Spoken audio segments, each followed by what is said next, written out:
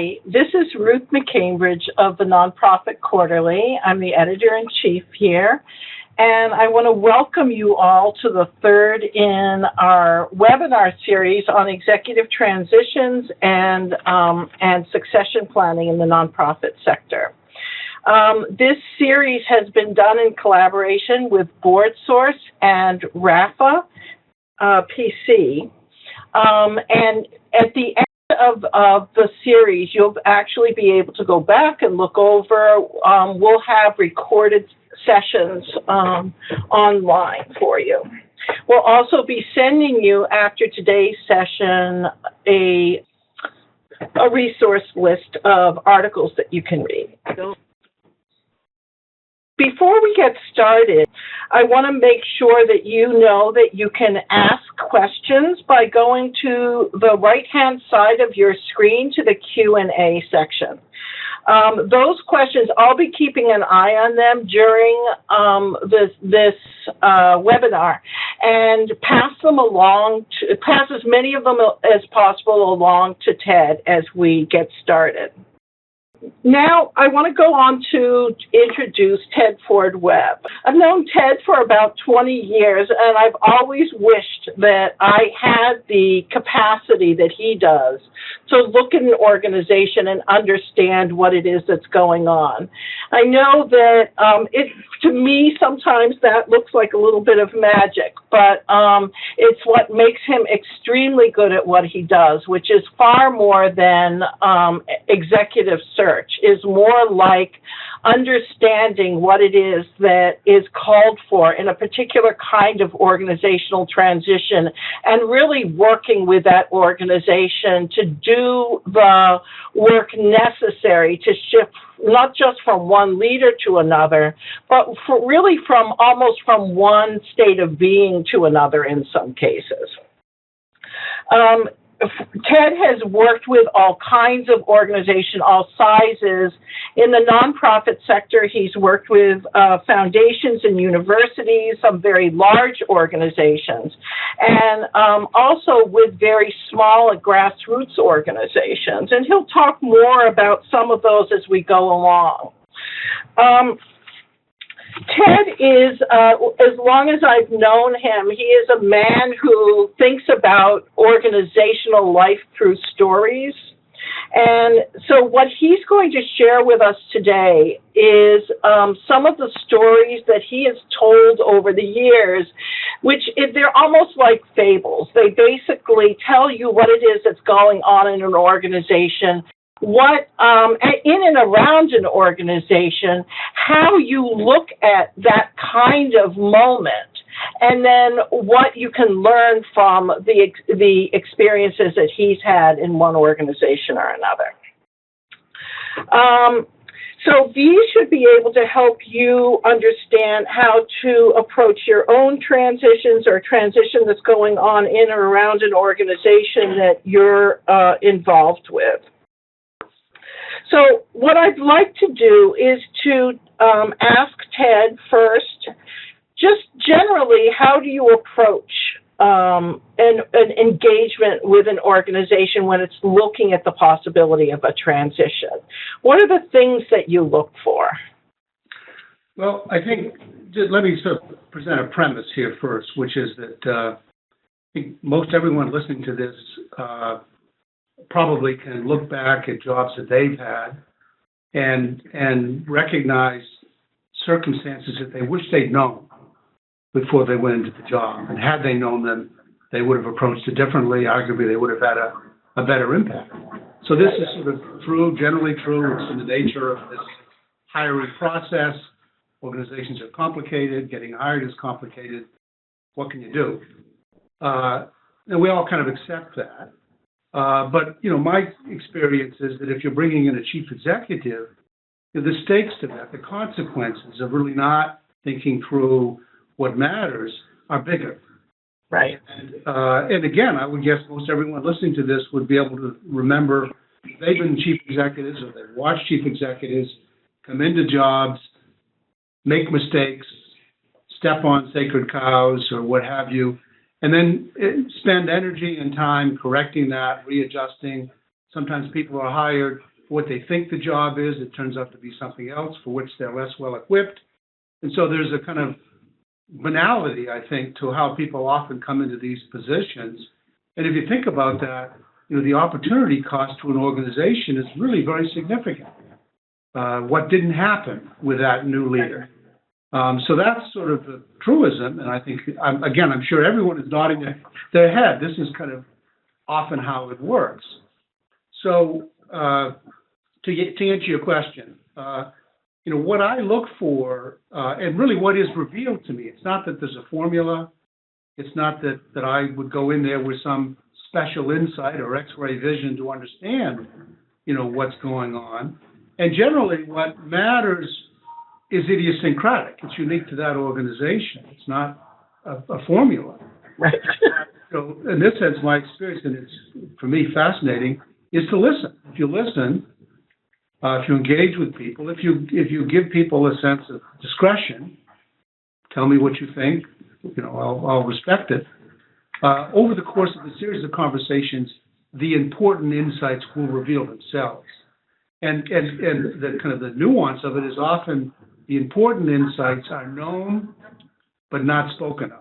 They're in the background. So shall I give you a couple of examples? Yeah, what might that include? I mean, I think we all know that is the case, but in your experience, what has that included? Well, let me just toss in. I'm going to give you 3 quick examples. And the point being, they're all different. There isn't again, it's not a formula. But I had a client recently, large, very accomplished service organization. They worked across a number of different jurisdictions. They had a long history. They had a great board. I mean, everything, really a very well-run organization. One of the things that kind of revealed itself, was that the board, which was an active board, had organized itself so that board members would be brought up in the different jurisdictions where they operated. And they'd be committed, hardworking, volunteer leaders. And what evolved is that those board members coming from different sort of jurisdictions would also be advocates for their jurisdiction. And so what that played out to be was that the organization, as needs changed, as different jurisdictions had more or less needs, these board advocates would protect their programs. And so if you were working in the organization, if you were in one of the districts that had less need, you still got the same resources and could do that much more. If you were in an area that had a greater need, but was less defended by your advocate, you got less resources. And so the effect of that, was pernicious. I knew I could work this in the sense that colleague to colleague, you had a sense that colleague has more resources to work with than I do, and it's because of quote-unquote board politics. Now, what that also meant was that the chief executive whose job description is performance and productivity and really leading that process, was fundamentally compromised. People knew that the chief executive could not deliver real productivity because of the politics of the board. So that's what I just described. I'm sure there are many, many examples. That understanding, that intuition on the part of the staff and the organization became a part of the culture, kind of a cynicism. That I get better resources if I'm with the favored uncle or aunt here and you don't. And so it really does begin to leak into the culture of the organization. So that example, that insight was easily found, easily shared. So the question becomes, the board, in looking for a new chief executive, is the board ready to grapple with that? Right. Is that sacred cow, going to be gored, or whatever the analogy was? And so that was the question to be asked. And for me, and I like to think what I do is very simple. For me, the simple question of the board was, is the rhetoric of the job description going to be that this person really drives productivity, or should we remove that? Should we call this person managing director and really leave it for the board to sort out direction? Because that's the choice. That's the simple choice. So there's an example. Can I throw out 2 more? Well, can I stop you for a minute and just ask you, how would you approach that? I mean, clearly, And how did you approach it? Clearly, this is a situation in which you do not want to bring in somebody who is unprepared. Was the board able, actually, did it know enough about itself to be able to say, we realize this is a problem for a chief executive, and here's how we have approached it with past chief executives, or was it just this unspoken problem? Well, I think in this sense, when it's unspoken, it's more powerful.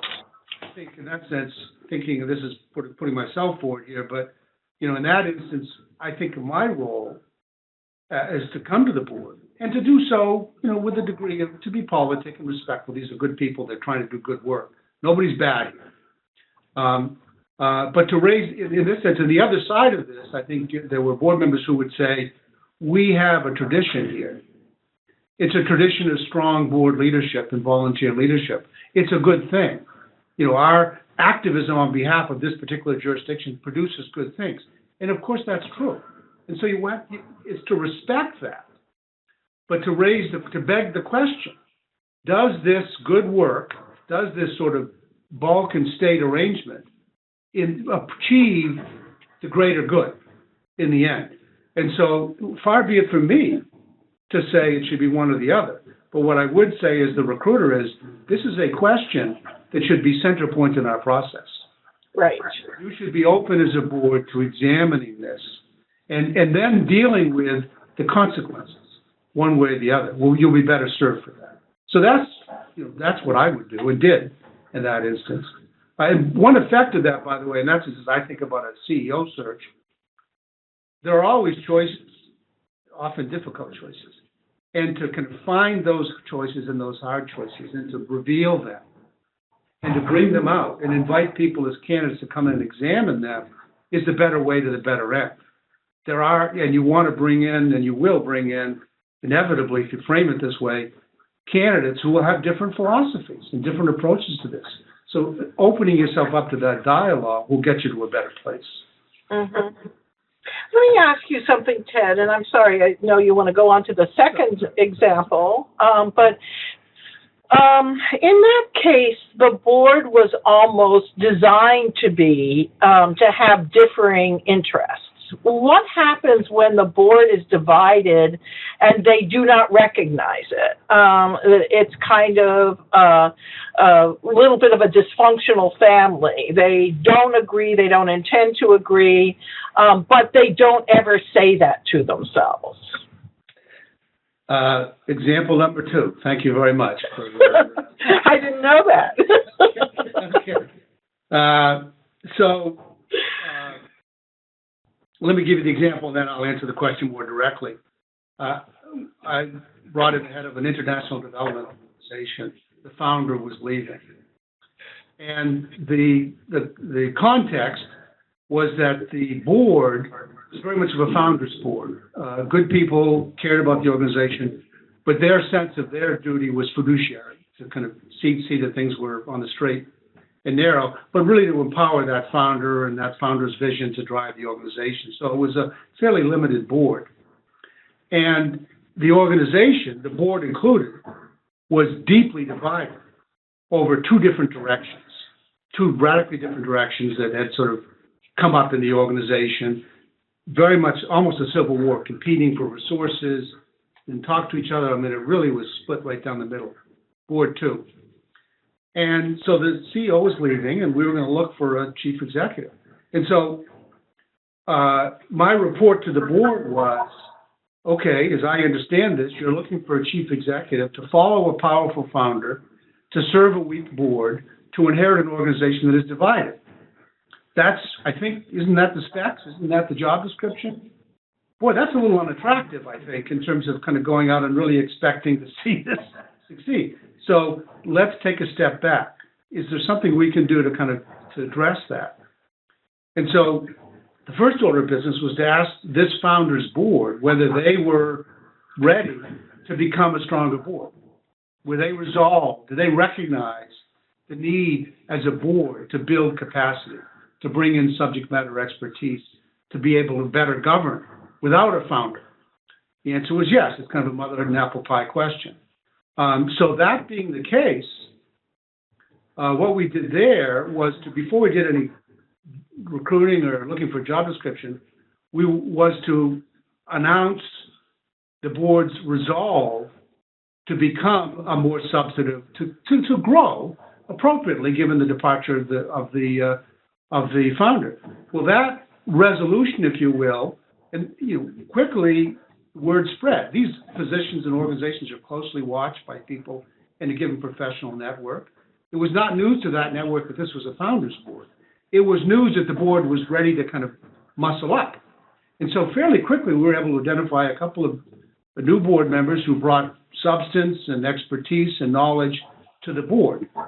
And so, secondly, it was to acknowledge this division. Again, not news to anybody, including the board, including the field. And so the search and the rhetoric of the search was, this founders board is ready to be a governing board, and it recognizes we have this deep division, and it's eager for a CEO who will do the analysis, depend on this strong board to provide a forum to work through the choices, come to a conclusion, and understand that the board will then back them in implementing that agenda. It's simple. It's simple. But that job description, strong board, do the analysis, make the decision, is very different than founders board, angry staff, good luck. So that's the progression. I think it's illogical, it's sensible. There's nothing, brilliant in that. It's just to follow the thread of, what is behind the circumstances awaiting that chief executive.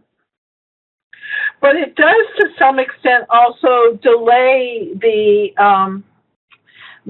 transition, right? Because you're working with the board ahead of time. And so do you ever get pushback about that?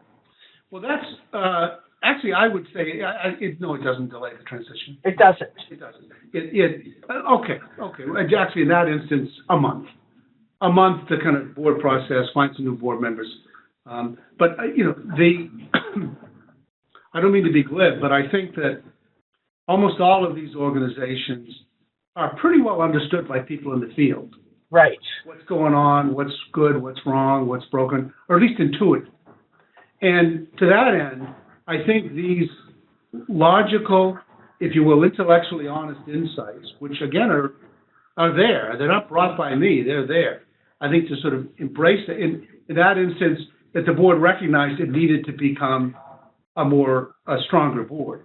That simple insight lends itself to being simply communicated to very quickly, because it is honest, opening up the conversation. It took a month to, and I would say that extra month, resulted in a stronger field of candidates, a better process, a more certain outcome. If you think of what I said at the outset, it also meant that CEO did not go in and have, their head handed to them by this civil war. Rather, they came in with a clear sense of process and purpose and got to work on the change agenda. So, my goodness, that extra month certainly paid dividends in terms of the 6 months that they were not having a Absolutely. So let me ask you this, Ted.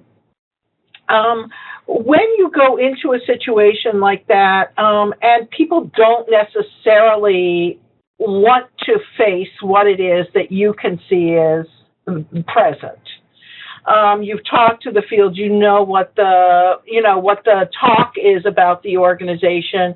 You kind of can see right in front of you what the problem might be. What do you do with a board that's in denial around something like that? Do you ever run into that? Yes. The first thing to say, I think, is that, I come in and sort of go through this learning phase, and I may be wrong. Who am I to say? And so it may very well be that those who don't agree would say, well, I don't agree, and you're wrong, and it's this. Terrific. So it's not that there's sort of some formula to lay on them. It really is an iterative kind of conversation.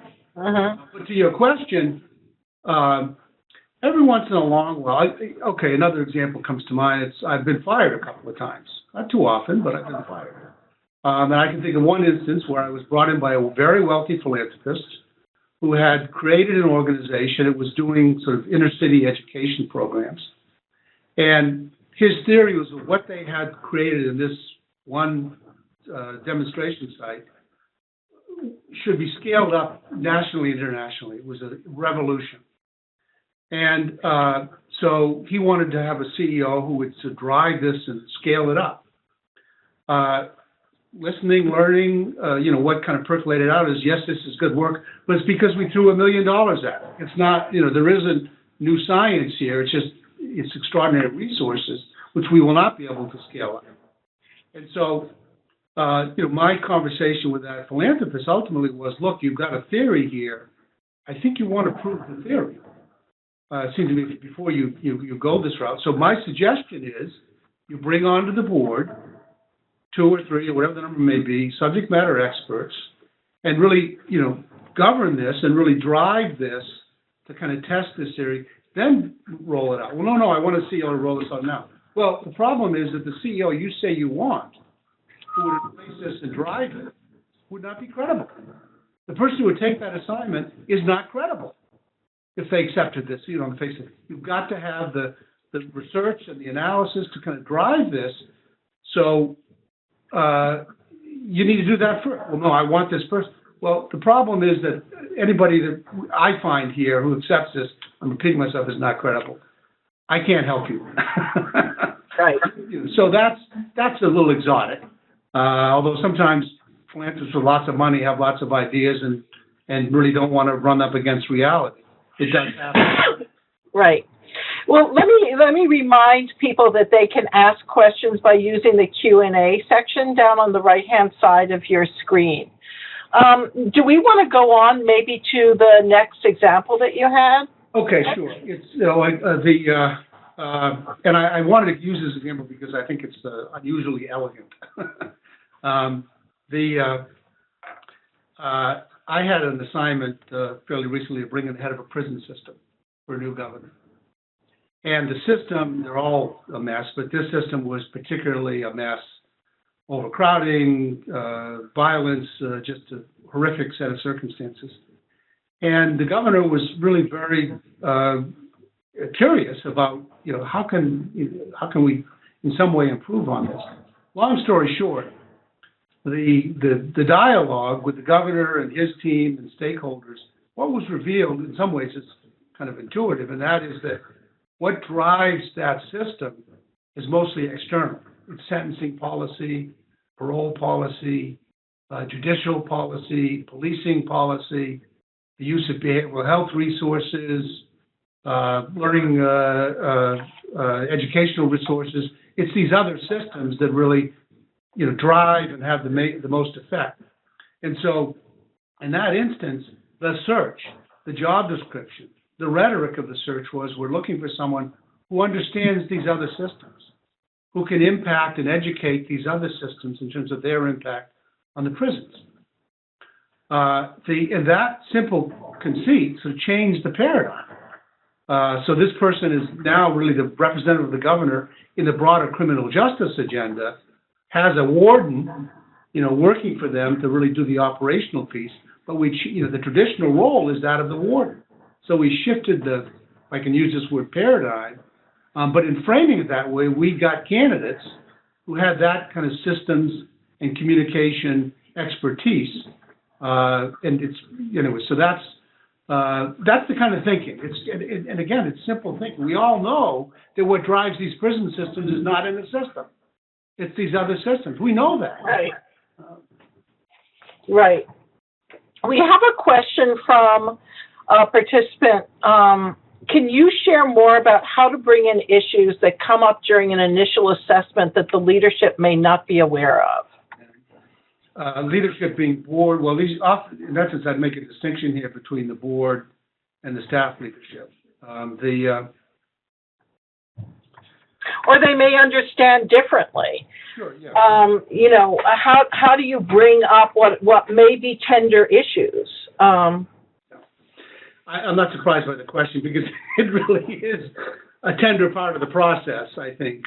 Particularly if and I don't mean to be glib about this, I think most everyone I deal with is deeply committed to the work and the organization. Board leaders are deeply committed. They care deeply. Their heart is, to some extent on their sleeve. So it's something that you do have to be, really sensitive to and respectful to. I guess I'm going to answer half just by virtue of process, because of what I have found is that I regularly find explosive or tender issues. And I think in my sense of my obligation, and it is a personnel process, by the way, so you're operating in a relative, confidential setting, is to sort of chase those individuals who are most affected. And to just give them the respect of sitting with them and saying, I have something to bring to you. It's uncomfortable. It has actually to do somewhat with you or your philosophy or the group that you've been a part of. And it's a concern to me. For me, it's clinical. I'm thinking about who are we going to find? What's the job description? What's the process going to produce? But it goes to your particular role. So I always take time to sit and have that conversation and to listen. Sometimes I'm wrong. Sometimes I'm educated that I missed something important and material that we need to factor. But I think of my first example with the active board members, advocating for their individual programs against the larger interests of the organization. That's a good example. Those activists felt strongly about the program they were associated with. It did good work. They were proud of what it did. They should have been proud of what it did. They weren't wrong. But it really went to kind of the role of advocating for that program as against the larger organization. And so that is a perfect example, because in that instance, what I did was to say, I see that there's some rightness in what you're doing. And hopefully you can see there's some rightness in this other direction. It's worth raising the question. It's worth bringing this to the board, ultimately bringing this into the process. Let's hear what other people think, how they would sort of deal with this conundrum. So to some extent to depersonalize it, but you have to be willing to walk the walk. In that sense, I find again and again and again, that I stumble over hot button, uncomfortable issues about which people feel passionately. And I have to not be a part of that. I have to sort of acknowledge it, but to be willing to hold it up for discussion. Right. One of our participants is asking this question, which I think is very interesting. Some cases, the executive director has lived out their usefulness, and people have some kind of a beef, an unhappiness with them. And that may be one of the kinds of issues that you're talking about inflaming people. But how do you handle situations where staff is inflamed and need a hearing and need to be acknowledged, but reflecting the emotion and language would make the director feel very isolated and called out? Yeah, it's very common, sadly. And I think, well, actually, just borrowing your what you had to say, I think it is important to hear the staff out. And not that the staff is monolithic. There are many different views inevitably in the organization. Maybe people who champion that person, people who don't respect that person. So of course you need to hear that. I think that my rhetoric very often with that is, okay, but we're really looking past that. This next person will be standing on that person's shoulders. They are not the same person. We really need to kind of look at what's next, what's needed for the organization. And I think in this sense, to orient yourself to kind of righting those wrongs, fixing what the outgoing executive did wrong, is the wrong orientation. You look past that to what's next and necessary for the organization to move forward. But I do see, and I see, this gets very sticky. I can think of an organization, human rights organization, that had a weak board and had really a compromised executive director, where a couple of the major programs had, in a sense, very responsibly kind of assumed we're not getting the leadership. We need to do this ourselves. And so they had formed a strategy and implemented that strategy in spite of confusion and contradiction from above. And good on them. That was the right thing to do. But unfortunately, in this sense, given that, again, those good intentions and that good work, the larger question was, can the organization as an organization do better? And might that, with the right leadership, with a board that's alert to its assignment, mean taking back from those individual programs what had been a responsible behavior and moving it back into more of a centralized, kind of review and oversight? That's hard for those responsible program directors who stepped up when everyone else was falling apart and got it done. So in that instance, it's that, you have to respect and acknowledge what was right then may not be right going forward. I've heard this a lot over the years. People, I'll be working with an organization, talking with an organization, and when I ask them, well, have you managed to put this strategic question down, or have you managed to decide what it is that you need to do next in terms of funding, they'll say, well, we're leaving that for the next executive director to do. So there, as one of the participants is saying, there's a kind of a chicken and egg thing here. At what point do you defer that decision so that the next executive director takes leadership on it, and how do you judge which way to do that? See, I think that one thing that I've learned the hard way, it's easy, and you hear the way I approach this, to really be arrogant. You're all got this all messed up. I know the way forward. This is it. I think that's a mistake. It is complicated. There aren't usually a lot of clear wrongs. People are generally trying to do good work, care about it. It just may not add up to, the best approach. And so I think very often, my disposition is to say, these are issues, some of these are terrifically pernicious and complicated issues. It's not that I'm so arrogant as to think we're going to solve this through this process. What matters is we name it, is we acknowledge it. So here's a new vision for the organization percolating out of this process, but here is an alienated part of this staff that doesn't buy this, that is cynical or injured, from past practices, or really wants to go in a different direction. And we're not going to do something that's, we're not going to put pixie dust on them to make it all right. I think rather the point is to say, we're looking for a new chief executive. Here's some of the things we think we want to do, but here's an issue. Here's an aggrieved party that is an important part of this equation. They need to be a part of the conversation. We don't know yet enough whether we're going to sustain that direction or correct it, but they need to be a part of the conversation. So that, I think it's really, the commitment is again, for a dialogue that captures what is going to happen. That aggrieved group within the organization will be there next Monday when the new chief executive starts. These issues are going to be there. Pretending that we're not going to deal with it because it's uncomfortable doesn't make them go away.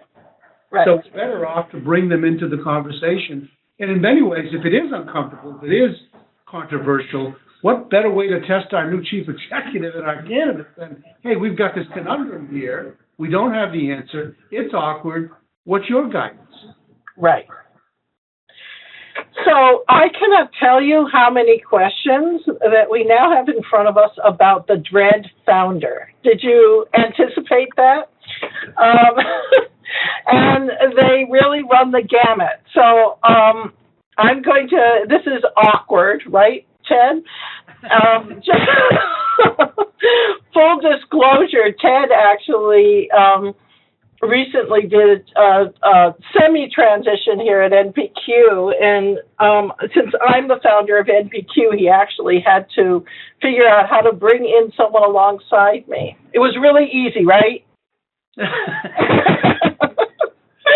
But some of the questions that we have here are, how do you handle it if the founder, in fact, wants to stay involved with the organization, founder or a long-term executive director with a lot of power, wants to stay involved with the organization? What is it that you look at to try to think about how to make that work? What are the problems associated with that you've experienced? What are the conversations that you've had to have with people? Well, I think the first rule of thumb, by the way, is that all founders are guilty till proven innocent. Right? I think that the first thing I would say is that there is no sort of universal truth about this. If you will, an organization in which the founder retains sort of a dominant position over the organization may be better off. An organization in which the founder makes a clean break may be better off. Whatever lies in between, some sort of accommodation, may be the better result. How do you know that? It's some combination of strategy and personality and real politics.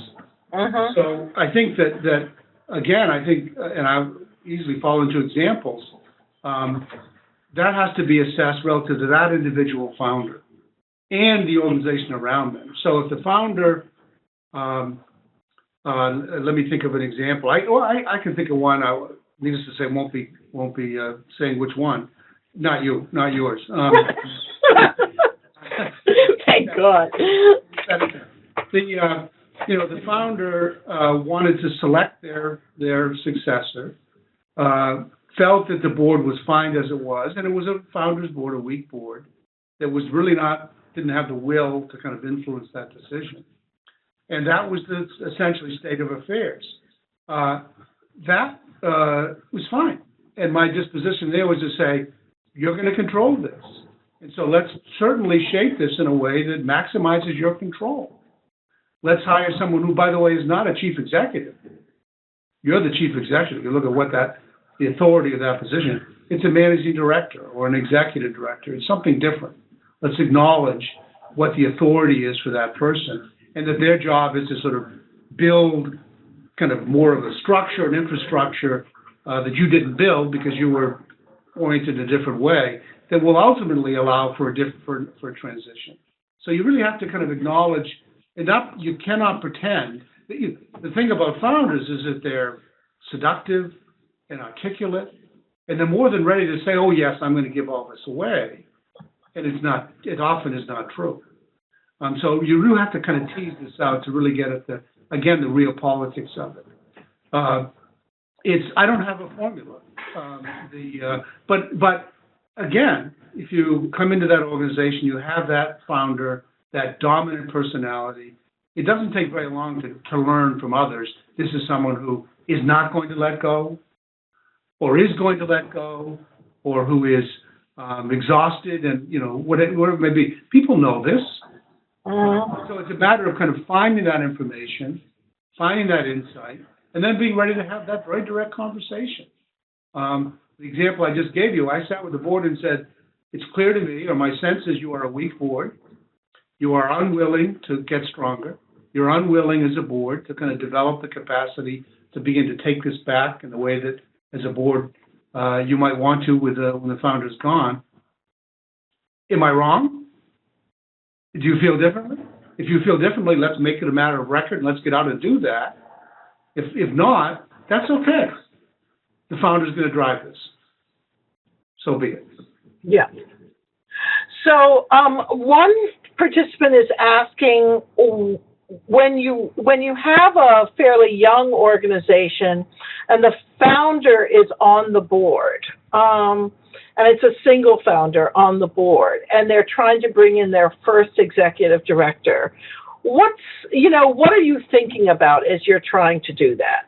Yeah. That's a hard one. Yeah.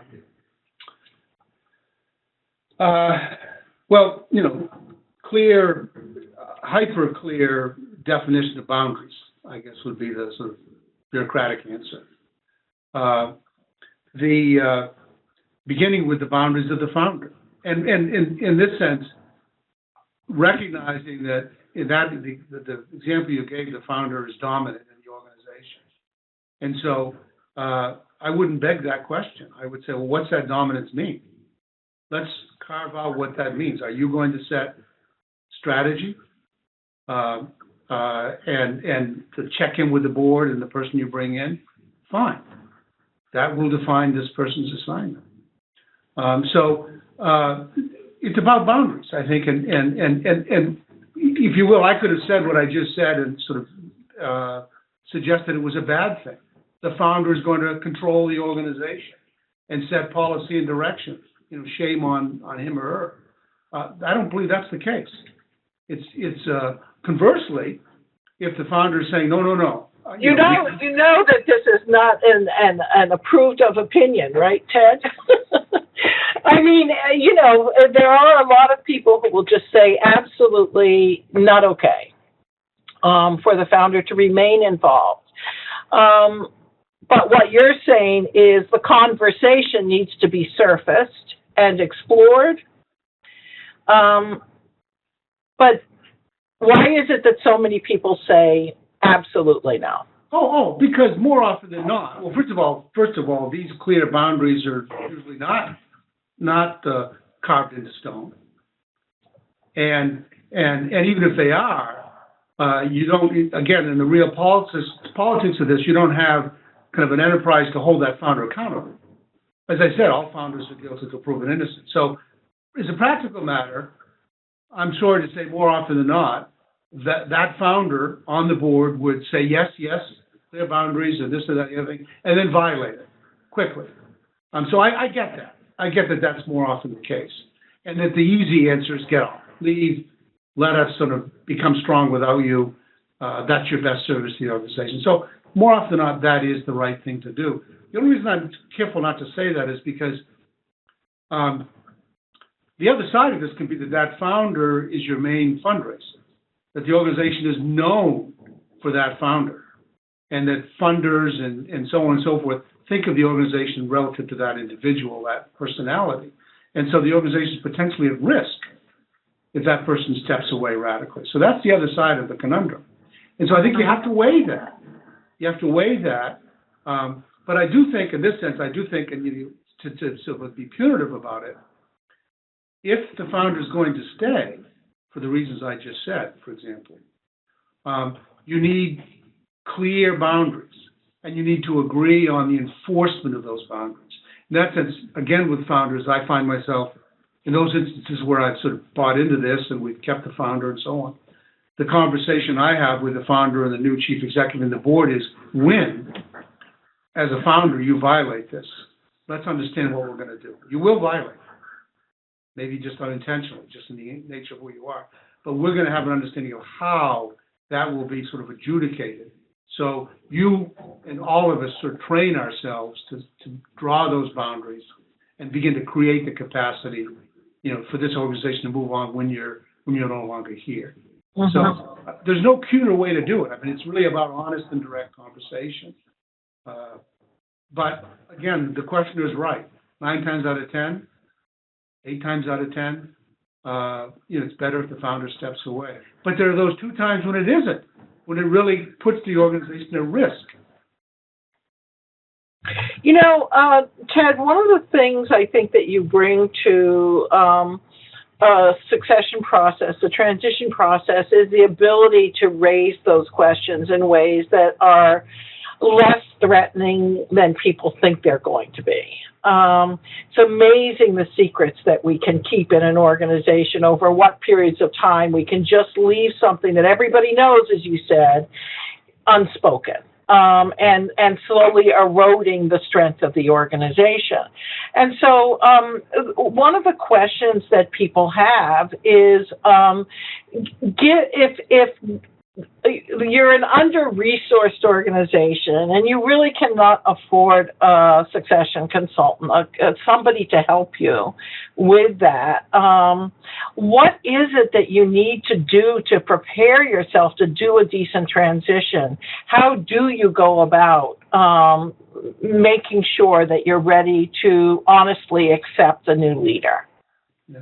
Well, I think if you think of a lot of what I've been saying here, pardon me, really is kind of like what you would hope a board would do in a retreat. Let's look at ourselves. How are we doing? Are we getting at the right issues? Let's be thoughtful and self-reflective. I mean, this is pretty standard fare. And so I think, a board that can avail itself of that kind of thinking, hey, I've been the chair for 10 years. I care deeply, but, I have a particular point of view. Are there methods which we can step back? You can look at my leadership as the chair and how we're operating as a board. Let's see if let's be honest with ourselves and see if we can find some insights into that maybe now is the time to begin to correct. So that's step one, and really it's board retreating 101. So there's that I think can be, self-directed.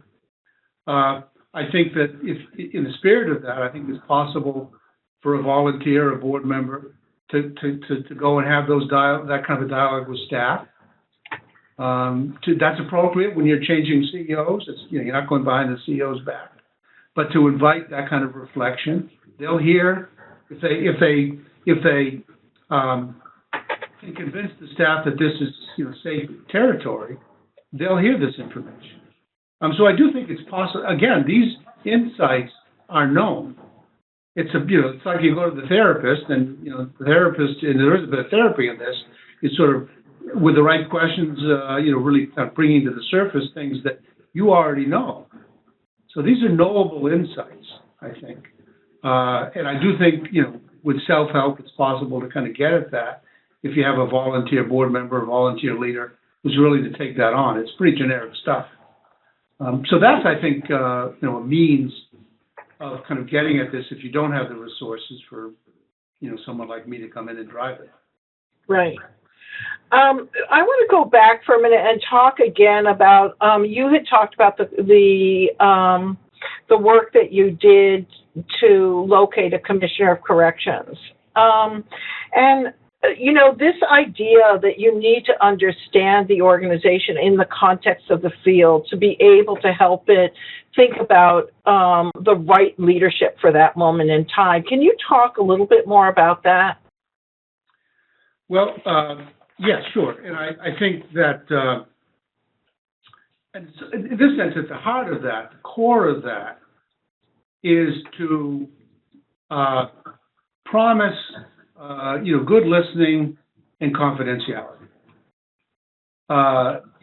Who it is that you should engage with is generally knowable. If it's a correction system, you want to talk to the labor representatives, the legislative chair of criminal justice, governor's people, the principal legal defense organization. It's a fairly obvious list of people. And, to some extent, where you sit is where you stand. But I think to go and engage with those people and to promise confidentiality and ask for candor is the heart of it. I think people want to talk about it. The other thing, I guess maybe it's implicit, maybe I do this so much it's hard to kind of step back and see it. It is to look past the specs. It's not about the specs.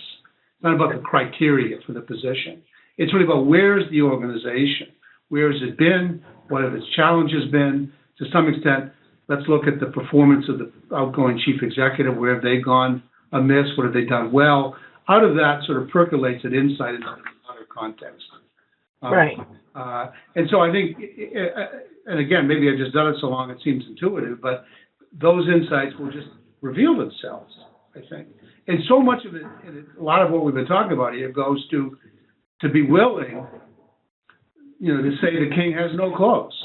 To be, as you hear again and again, that the approach of previous governors has been X, and it has had Y consequence, and you dare not raise that.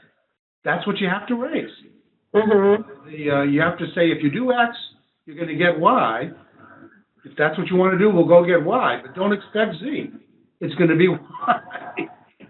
So that's the hard part, I think, is to be really willing to, so to speak, truth to power. But again, if it's done, I think, respectfully, as much as you can.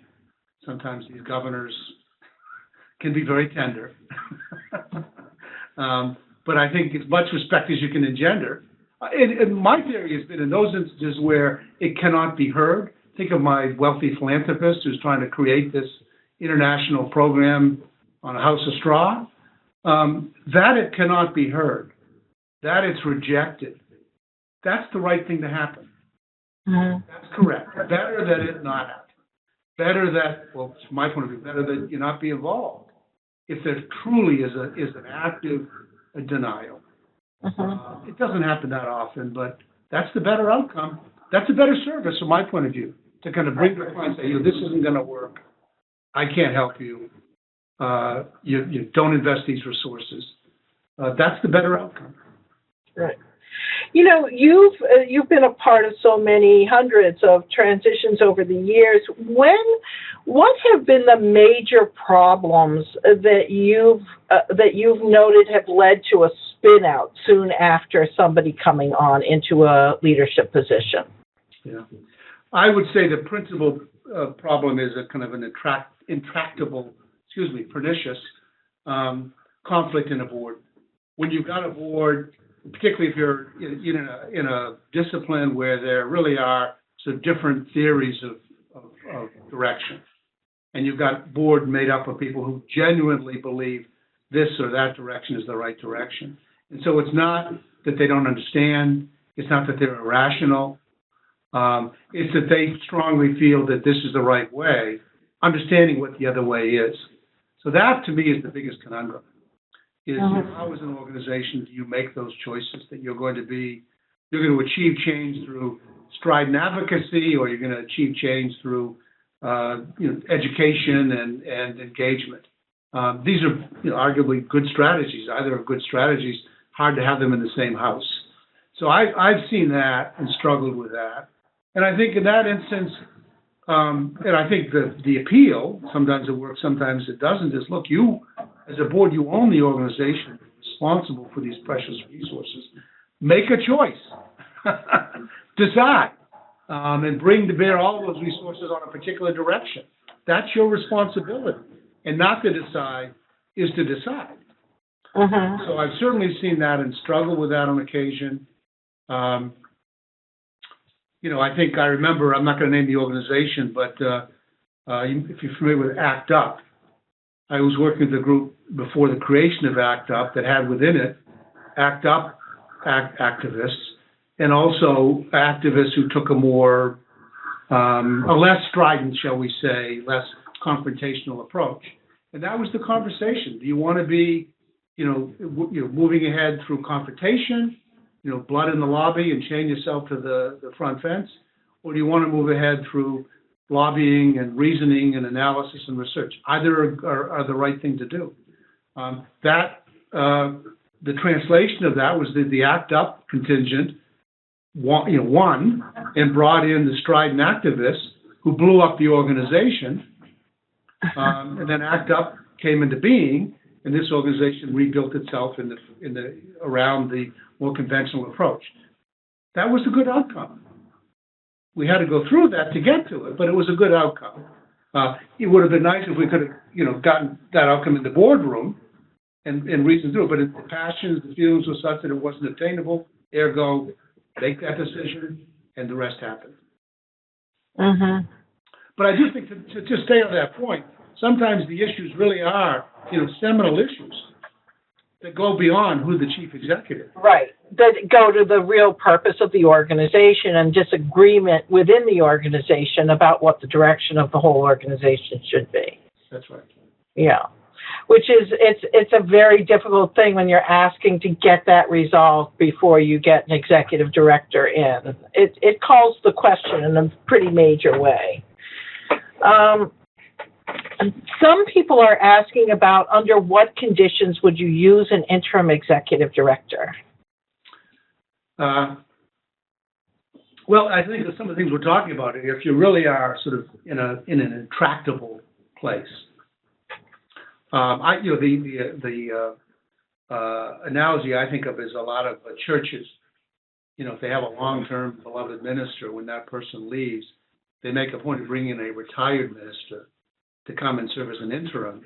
Mm-hmm. That's a very effective method because I think of all the passion and feelings people have in a church setting. That person comes in to sort of process that as an interim and helps the congregation then get ready for a new vision. So in those instances, sometimes that's the better approach. For me, the other side of that church example is the church is there, it's going to exist. There are plenty of stream of retired ministers who come and do this at the end of their career. You've got a kind of a methodology that makes that work very well. Very often, certainly more and more these days, you've got nonprofit organizations that are overstretched, struggling for literally their existence. And so the question becomes, can you afford to take those 6 months and bring someone in who will sort of be a referee and work you through that? Sometimes the answer is yes, and that's the better solution. As you can hear, very often my experience is we can't afford that. Mm-hmm. We need to keep going. We need decisive. Our funders are watching us. Joe's leaving. If we don't get someone in there who is immediately credible, we're at risk. We can't afford it. In those instances, that's where I think you have to kind of compress this. Okay. Ergo, we've got some hard issues. We can get at that. Let's use this process to make some resolution around those hard issues, and then we'll have someone who can take us forward. Mm-hmm. There is a bit of an emotional moment sometimes when somebody has been long-term and has established a culture around them that may not be the most productive culture in the world, where that interim position might be absolutely exactly what you need. All right. So I think it's a good option for some organizations that are just really, in pain, basically. Which brings me to another question that we have, which is, have you ever had to do an executive search following the death of an executive director? I have, yes, a couple of times. I'm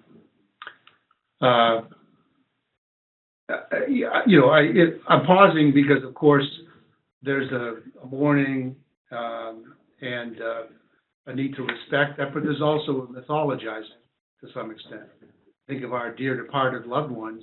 We think of them on their better days, always on their not so good days. So there is a tendency of, he or she did it right, and what.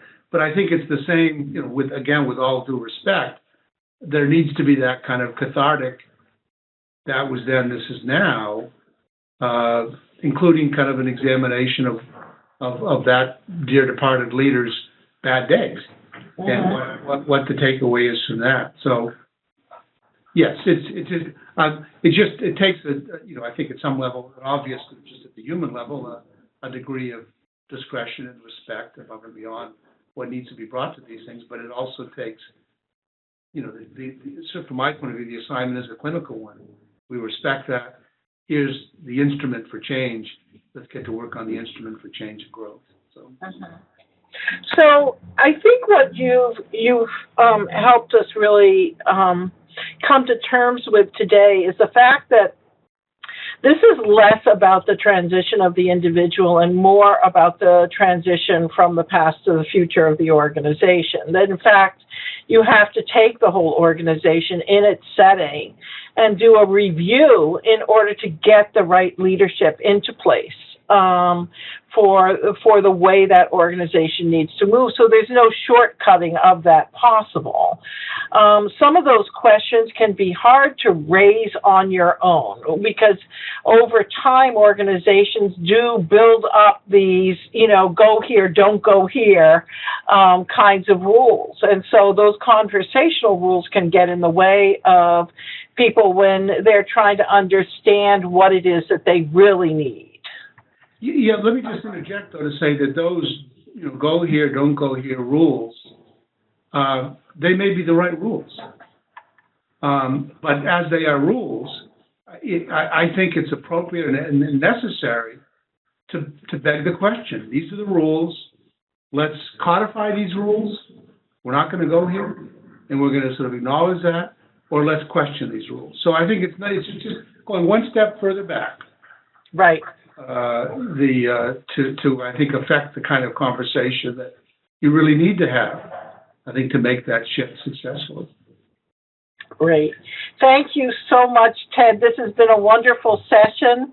And those of you who have been participating, we will contact you after this webinar with some resources, and we hope to see you at our next webinar on June the 16th. So make sure we'll send you a sign-up sheet so that you can be sure and get your seat for that.